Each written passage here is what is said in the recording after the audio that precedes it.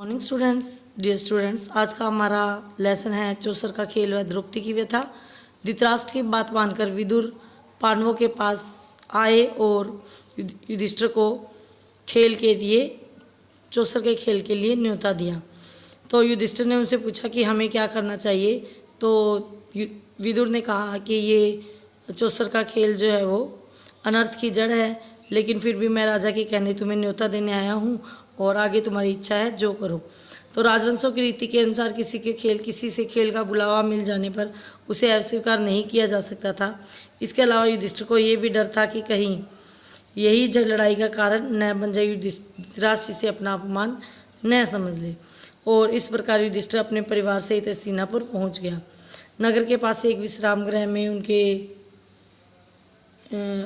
लिए बना था। वे वहाँ ठहरे और उन्होंने आराम किया। अगले दिन सुबह वो नहा धोकर अपने भाइयों के साथ सभा मंडल में पहुँच गया। चौपड़ बिछी हुई थी। शकुनी ने युधिष्ठिर को खेल के लिए कहा। युधिष्ठिर के मना करने पर शकुनी ने कहा कि इसमें कोई धोखा नहीं है, अगर आप डर गए हैं तो और बात है।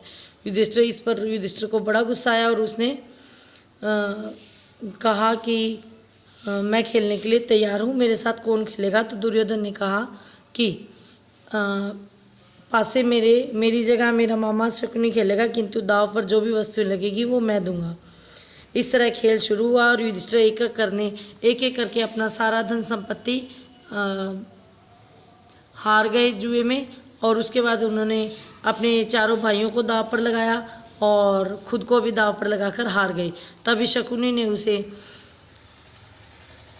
द्रौपदी को दाव पर लगाने के लिए उकसाया और युधिष्ठिर द्रौपदी को भी दाव पर लगा बैठे।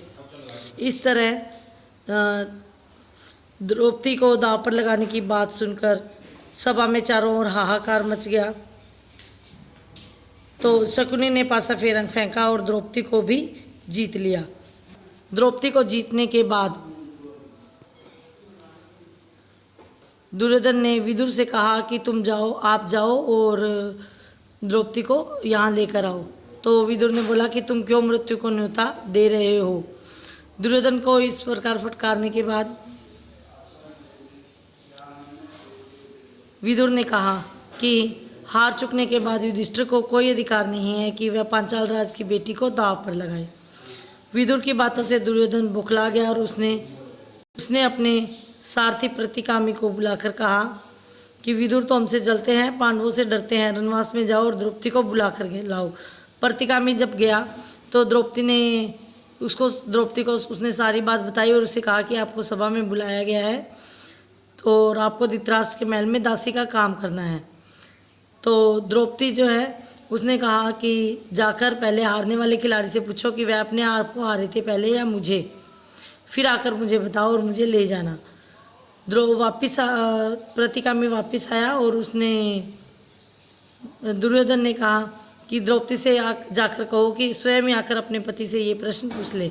प्रतिकामी दोबारा द्रौपदी के पास आया और द्रौपदी फिर उसके साथ नहीं गई। उसने कहा कि अगर युधिष्ठिर जवाब नहीं देते तो सभा में जो भी सज्जन विद्यमान है उनसे ये जाकर प्रश्न पूछो और उसका जवाब मुझे आकर बताओ।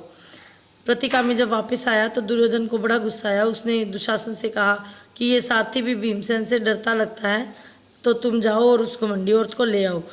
दुशासन द्रौपदी को लेने गया और उसके बाल उसने बिखेर दिए, उसके गहने तोड़ दिए और उसे बलपूर्वक घसीटता हुआ, उसके बाल पकड़कर घसीटता हुआ सभा की ओर ले आया।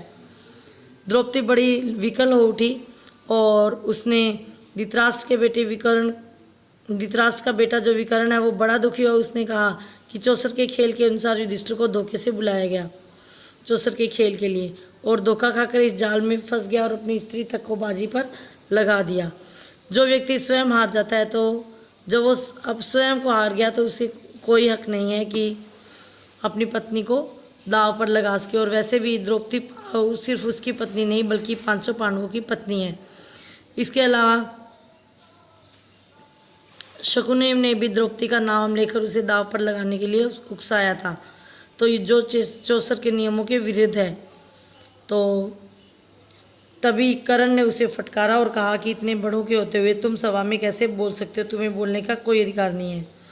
यह देखकर दुशासन द्रौपदी के पास गया और उसका वस्त्र पकड़कर खींचने लगा। जैसे जैसे वह वस्त्र खींचता, वस्त्र बढ़ता जाता। अंत में खींचते खींचते दुशासन की भुजाएं थक गई और वो हांफता हुआ थकान से चूर होकर बैठ गया। सभा के लोगों में कंपकपी सी फैल गई। तभी भीमसेन उठा और उसने कहा कि मैं शपथ खाकर कहता हूँ कि जब तक भारतवर्ष पर बट्टा लगाने वाले इस दुरात्मा दुशासन की छाती न चोड़ लूँगा, तब तक इस संसार को छोड़कर नहीं जाऊँगा। भीमसेन की इस प्रतिज्ञा को छोड़कर लोग जो है वो डर के मारे कांपने लगे। धृतराष्ट्र ने समझ लिया कि जो कुछ हुआ वो ठीक नहीं हुआ, तो उसने बड़े प्यार से स्थिति को संभालने के इरादे से द्रौपदी को अपने पास बुलाया और शांत किया और सांत्वना दी।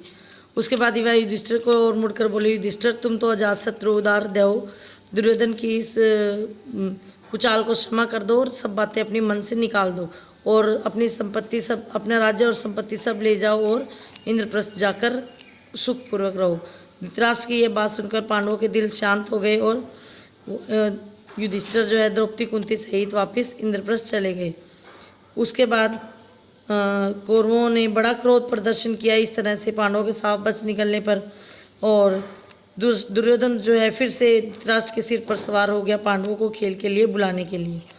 धृतराष्ट्र खेल के युधिष्ठिर को खेल के लिए बुलाने के लिए फिर दूत भेजा गया। इस बार शर्त रखी गई कि जो भी पक्ष हारेगा वह अपने भाइयों के साथ 12 वर्ष का वनवास करेगा और इसके बाद 1 वर्ष अज्ञातवास में रहेगा। यदि इस 1 वर्ष में उसका पता चल गया जाएगा तो उन सबको दोबारा 12 वर्ष का वनवास भोगना होगा।